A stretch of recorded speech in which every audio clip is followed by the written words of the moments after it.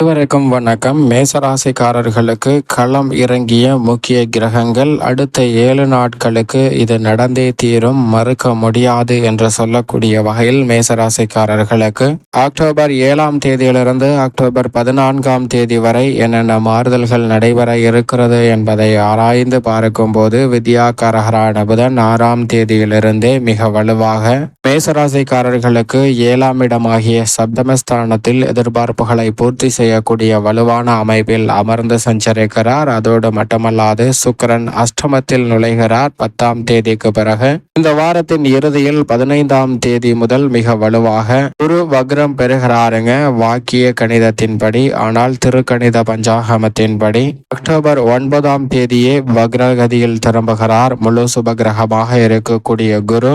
சந்திரன் வளர்பிறை சந்திரனாக இந்த வேளையில் வலம் வருகிறார். இப்படி கிரகநிலைகள்ல பல அதிரடியான மாற்றங்களை சந்திக்கக்கூடிய இந்த தருணம் என்பது களம் இறங்கின முக்கிய கிரகநிலைகள். இது நடந்தே தீரும், மறுக்க முடியாது என்று சொல்லக்கூடிய வகையில் எந்தெந்த நிகழ்வுகள் மேசராசிக்காரர்களுக்கு அமைந்துள்ளன என்பதை ஆராய்ந்து பார்க்கும் போது இந்த வேளையில் ராசியின் அதிபதியான செவ்வாய் மிக வலுவாக தைரியஸ்தானத்தில் வலம் வந்து கொண்டிருக்கிறாருங்க. இந்த வாரத்தில் நீங்கள் எடுத்த காரியங்கள் அனைத்திலும் வெற்றி பெறக்கூடிய வகையிலும் அனைத்து விதமான பணிகளை கனகச்சிதமாகவும் துல்லியமாகவும் செய்து முடிக்கக்கூடிய நல்ல வலுவான ஆற்றலை அள்ளி கொடுக்க போகிறாருங்க. ராசியின் அதிபதி தைரியஸ்தானத்தில் இந்த வாரம் முழுவதும் சஞ்சரிப்பது தைரியத்துடன் துணிச்சலுடனும் பல்வேறு விதமான சவால் நிறைந்த பணிகளை கூட விரைவாக செய்து முடிப்பதற்கான நல்ல வாய்ப்புகள் இந்த தருணத்தில் உண்டு என்பதை செவ்வாயின் சஞ்சார அமைப்பு தெளிவாக உறுதிப்படுத்துகிறது. அதோடு மட்டுமல்லாது நீங்கள் எதிர்பார்க்கக்கூடிய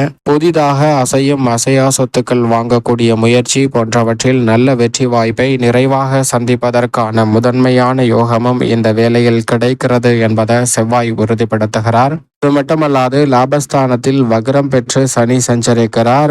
மிக விரைவில் வக்ர நிவர்த்தி பெற போகிறார். எனவே சனியின் அமைப்பால் நல்ல மாறுதல் உத்தியோகம் தொழில் ரீதியாக நிச்சயமாக உண்டு. நீங்கள் எதிர்பார்க்கக்கூடிய சலுகைகள் உங்களுக்கு கேட்ட இடத்தில் இருந்து நிச்சயம் எதிர்பார்க்கிறபடி சாதகமாக அமைவதற்கான முதன்மையான யோகம் இந்த தருணத்தில் உண்டு என்பதை திட்டவட்டமாகவும் தெளிவாகவும் துல்லியமாகவும் உறுதிப்படுத்துகிறாருங்க சனி பகவான். சனி மிக விரைவில் வக்ர நிவர்த்தி பெறுவதால் லாபஸ்தானத்திற்குரிய பலன்களை நிச்சயம் நிறைவாக சந்திப்பதற்கான யோகம் இந்த வாரத்தில் உண்டு. ஆனால் அதே வேளையில் ராசிக்கு சகாயமானவராகவும் ராசியின் அதிபதியான செவ்வாயின் நட்பு கிரகமாக இருக்கக்கூடிய முழு சுபகிரகமான குரு தனஸ்தானமாகிய 2ஆம் இடத்தில் வக்ரம் பெறுகிறாருங்க. குருவின் வக்ரம் என்பது நன்மை நிறைந்த சாதகமான அமைப்பாக நிச்சயமாக பார்க்க முடியாது. ஏனென்றால் ஜென்மகுருவில் இருந்தால் எப்படி சில தடைகள் ஏற்படுமோ அதே போன்று தனஸ்தானத்தில் குரு வக்ரம் பெறுவதும் நிச்சயமாக சாதகமற்ற ஒரு அமைப்பாக தான் பார்க்கப்படுகிறது. பொதுவாகவே குருவிற்கு வக்ரம் போன்ற பாதிப்புகள் பெரிய அளவில் இல்லை என்று எடுத்துக்கொண்டாலும் கூட குரு வக்ரகதியில் திரும்பக்கூடிய இந்த வேளையில் மற்ற கிரக நிலைகள் சுப பலம் பெற்று சஞ்சரித்தால் அதீத நன்மையும் அதே சமயம் அபசு பலன்களை கொடுக்கக்கூடிய அமைப்பில் சஞ்சரிக்கும் போது சில எதிர்பாராத சிரமங்களையும் சந்திப்பதற்கான சூழல் நிச்சயமாக மேசராசிக்காரர்களுக்கு உருவாவதற்கான சாத்தியக்கூறுகள் உண்டு என்பதை திட்டவட்டமாக உறுதிப்படுத்துகிறாருங்க. எனவே இந்த வேளையில் குரு வக்ரம் பெறுவதால் நிச்சயம் அனைத்து விதமான பணிகளிலும் அதிக கவனத்துடன் செயல்பட வேண்டிய முதன்மையான ராசியாக நிச்சயம் மேசராசி பார்க்கப்படுகிறது என்பதுதான் யதார்த்தமான உண்மை.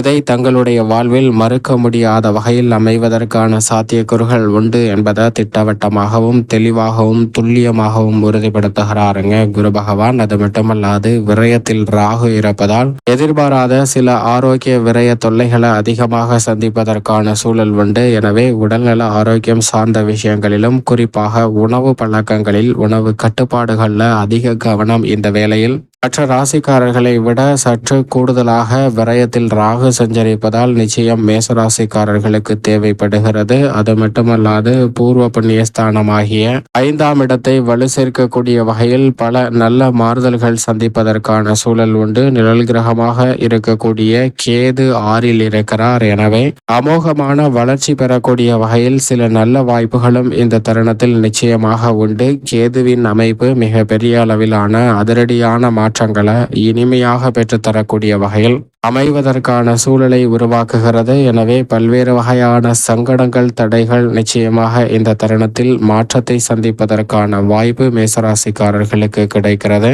சுக்கிரன் அஷ்டமத்தில் நுழைகிறாருங்க. எனவே கலைத்துறை ரீதியாக சற்று கடினமாக உழைக்க வேண்டிய ஒரு தருணமாக பார்க்கப்படுகிறது. அரசியல் சார்ந்த பணிகளில் யாரையும் நம்பாதீர்கள். நீங்கள் நம்பும் போது சில ஏமாற்றங்களை சுக்கிரன் அஷ்டமத்தில் நுழைவதால் சந்திப்பதற்கான சாத்தியக்கூறுகள் உண்டு. ஏனென்றால் குருவும் வக்ரம் பெறுவது சாதகமற்ற ஒரு அமைப்பாக தான் உள்ளது என்பதுதான் மேசராசிக்காரர்களுக்கு யதார்த்தமான உண்மை.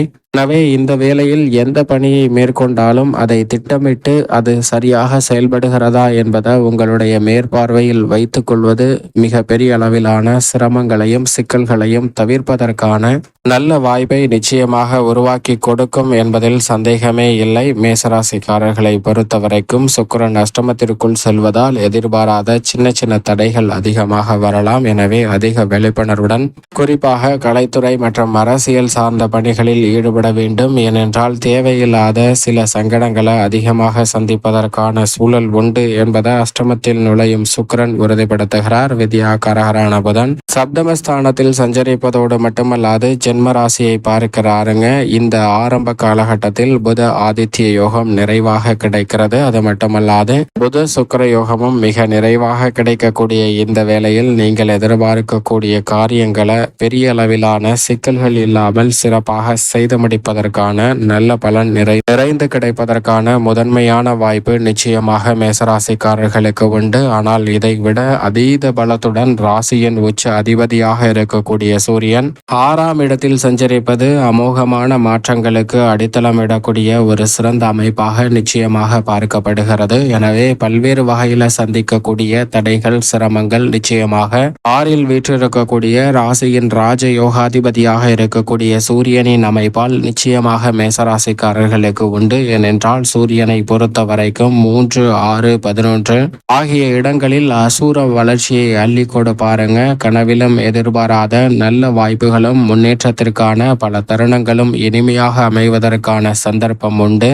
அப்படிப்பட்ட ஒரு அமைப்பில் வலம் வருவதால் எதிர்பார்ப்பதை விட நல்ல முன்னேற்ற வாய்ப்புகளை சூரியனின் அமைப்பால் நிச்சயமாக மேசராசிக்காரர்கள் சந்திக்கலாம். உடல்நல ஆரோக்கிய தொல்லைகள் நிச்சயமாக கட்டுக்குள் வரும். ராகுவால் ஏற்படக்கூடிய மற்றும் வக்ர குருவால் ஏற்படக்கூடிய பாதிப்புகள் இந்த தருணத்தில் பெரிய அளவில் கட்டுக்குள் இருப்பதற்கான சாத்தியக்கூறுகள் உண்டு. மிக விரைவில் அவர் நீச்சம் பெற போகிறார். அப்போது நற்பலன்களை எதிர்பார்க்க முடியாது. எனவே இந்த வேளையில் அதிக கவனத்துடன் செயல்பட வேண்டும். சந்திரனை பொறுத்த வரைக்கும் வளர்பிறை சந்திரனாக வலம் வருவதால் எடுத்த காரியங்கள் அனைத்திலும் நிச்சயம் வெற்றி கிடைக்கும். மேலும் இந்த தருணத்தை சாதகமாக மாற்றிக்கொள்ள நிச்சயமாக மேசராசிக்காரர்கள் வாரத்தில் செவ்வாய்க்கிழமை விரதமிருந்து அருகாமையில் உள்ள முருகப்பெருமாள் ஆலயம் சென்று தீபம் ஏற்றி வழிபாடு செய்யுங்கள். தடைகள் விலகி நல்ல முன்னேற்றமும் வளர்ச்சியும் தங்களுடைய வாழ்வில் நிறைவாக கிடைப்பதற்கான யோகம் உங்களை தேடி வரும். நிச்சயமாக